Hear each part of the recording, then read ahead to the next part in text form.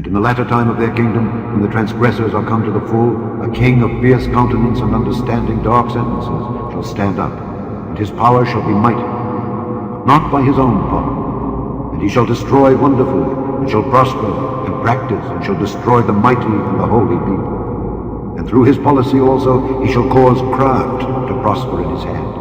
And he shall magnify himself in his heart, and by peace shall destroy many. He shall also stand up against the prince of princes, but he shall be broken without hand.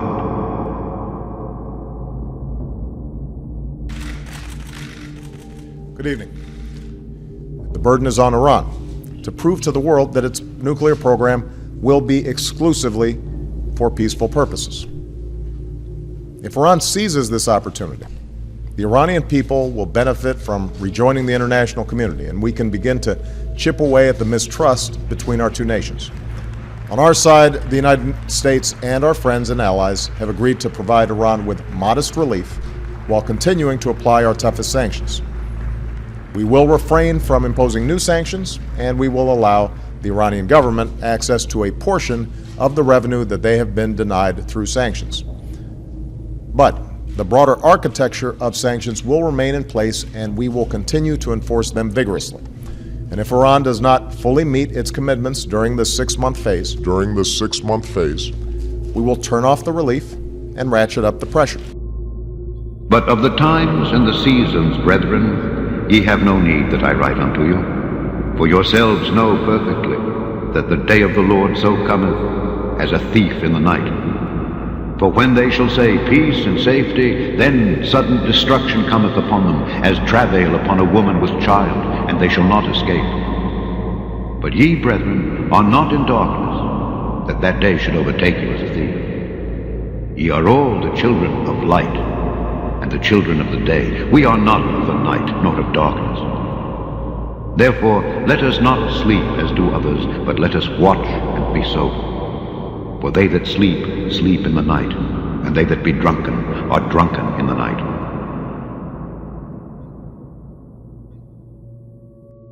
This is only a first step. It's an important achievement, but this is a first step.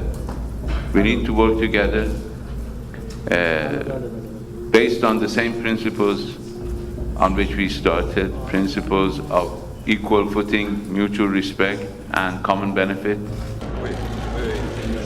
Let me be clear. This first step does not say that Iran has a right to enrichment. No matter what interpretive comments are made, it is not in this document.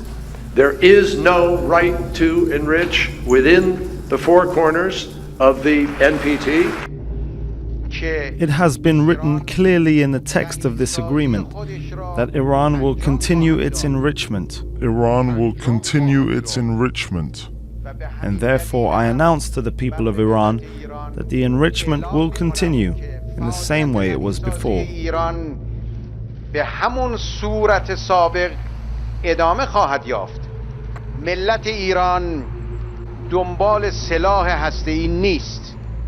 No one should come back after 1 year and say that after the comprehensive agreement we prevented Iran from obtaining nuclear weapons. It would be one of those ludicrous historical jokes.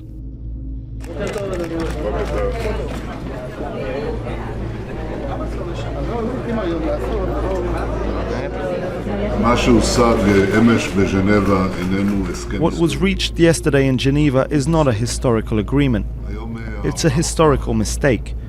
Today the world has become a much more dangerous place, because the most dangerous regime in the world has taken a significant step to obtain the most dangerous weapon in the world. For the first time, the world's leading powers have agreed to uranium enrichment in Iran, while ignoring the resolutions of the Security Council which they lead.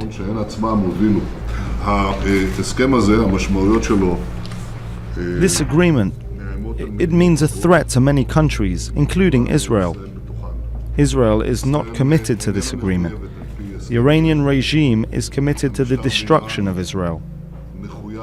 Israel has the right and the duty to defend itself on its own against any threat.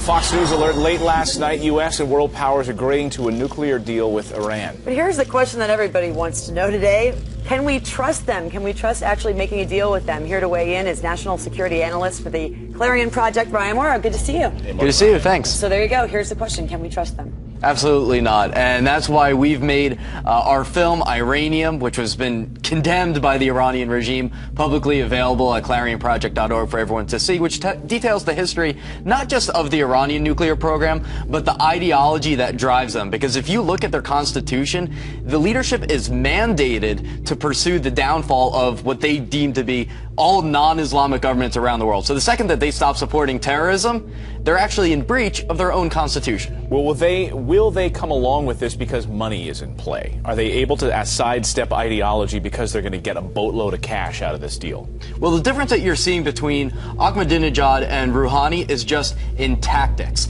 And those of us that have been monitoring Rouhani's language over the years, we knew this deal was coming because he's given public speeches that are publicly available where he has said what his goal is. He says, look, I'm very good at deceiving the West, using language and a calm demeanor in order to string along the West, in order to buy time for the nuclear program, and then eventually it'll advance to the point where the West has to just accept it as is. And there's one great quote from a 2005 speech he gave where he said, no, we're not lying, we're just not disclosing everything. So my impression is that it's not just, of course, the United States, it's also Great Britain and Germany and France and Russia and China.